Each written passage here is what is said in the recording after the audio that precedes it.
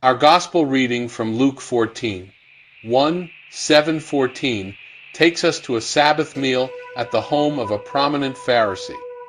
Jesus has been invited, not as a friend, but as someone under watchful eyes.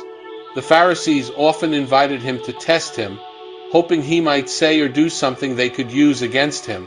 But as always, Jesus takes the opportunity to teach, turning their scrutiny into a lesson about God's kingdom.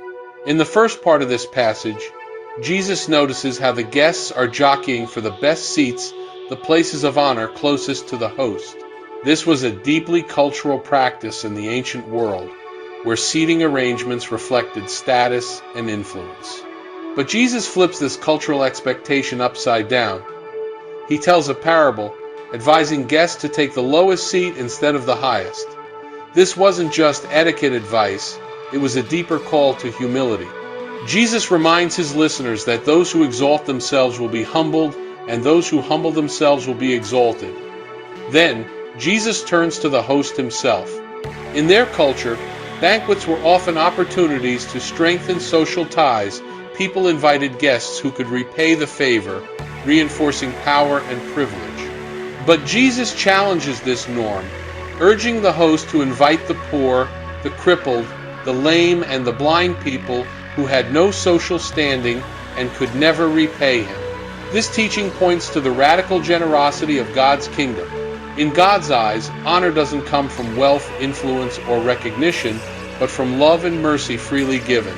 Luke's gospel emphasizes that God's kingdom is a place where the humble are lifted up and those on the margins are welcomed in.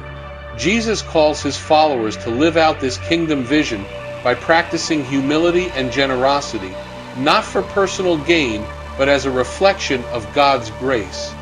This story invites us to examine our own lives. Where do we seek honor or recognition? How can we use our tables, our homes, and our lives to bless those who cannot repay us?